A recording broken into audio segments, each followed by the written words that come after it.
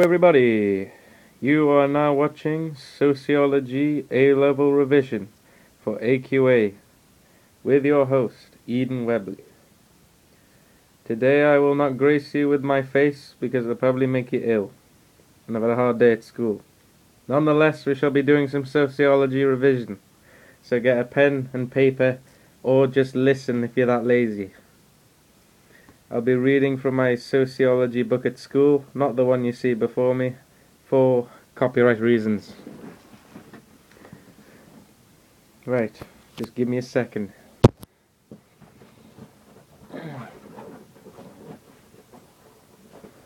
The unit that I'll be reading out is families and households. This is what my teacher would say, but it's actually families and households, not households. Here we go.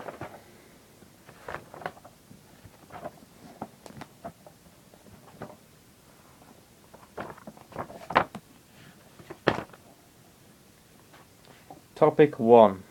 Couples.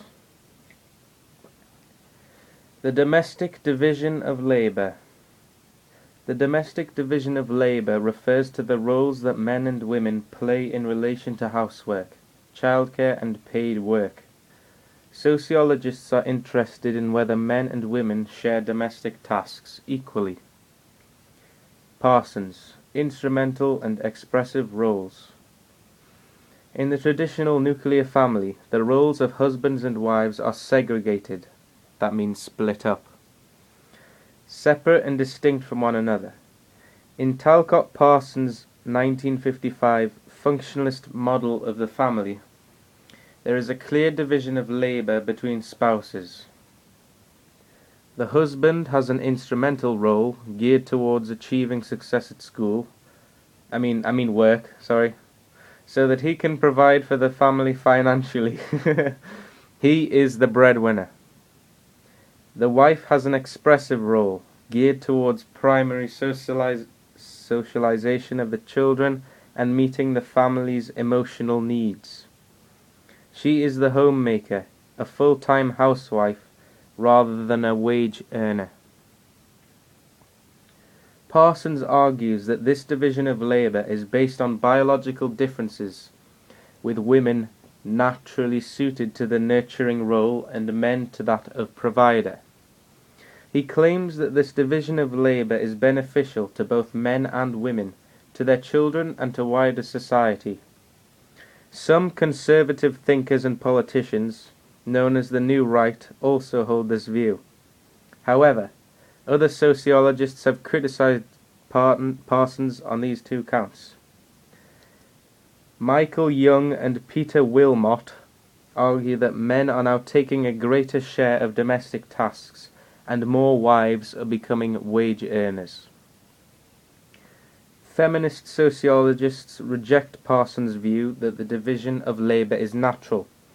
They argue that it only benefits men. Joint and segregated conjugal roles. Conjugal, not conjugal. I got told off about that in class because I thought it was conjugal. Onwards. Elizabeth Bott, 1957, distinguishes between two types of conjugal roles, that is, roles within marriage. Segregated conjugal roles, where the couple have separate roles, a male breadwinner and a female homemaker, a bit like Parsons. Their leisure activities also tend to be separate. Then there is joint conjugal roles, where the couple shares tasks such as housework and childcare and spend their leisure time together. Wilmot and Young identify a pattern of segregated conjugal roles in their study of traditional working-class extended families in Bethnal Green, East London, in the 1950s. Men were the breadwinners, most often working in the docks. They played little part in home life and spent their leisure time with workmates in pubs and clubs.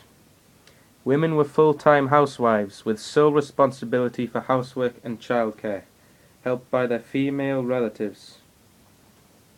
The limited leisure that women had was also spent with female kin. The symmetrical family.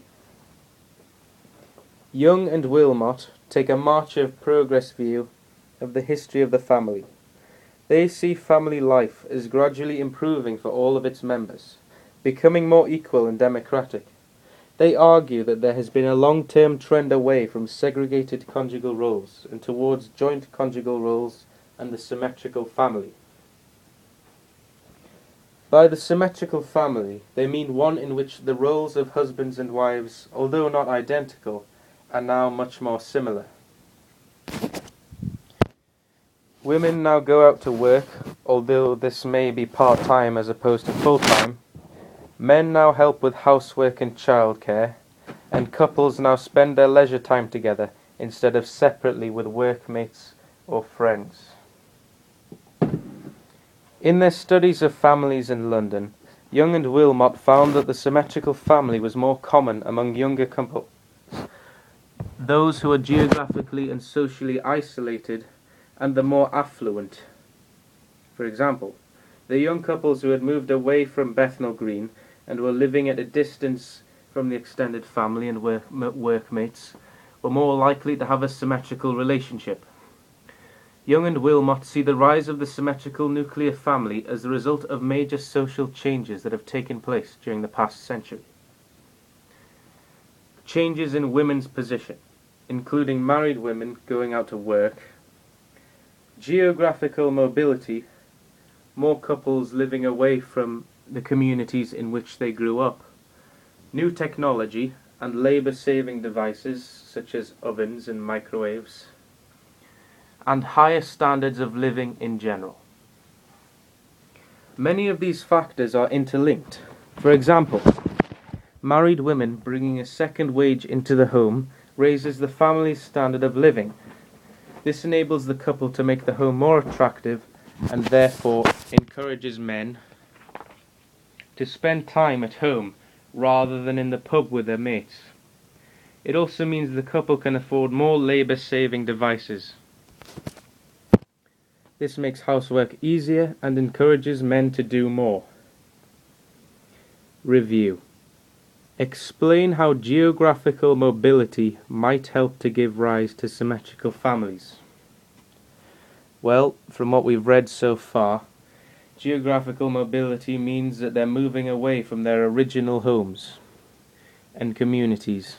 So the further away they live from their parents or whatever, the chances of an equal relationship existing is more probable.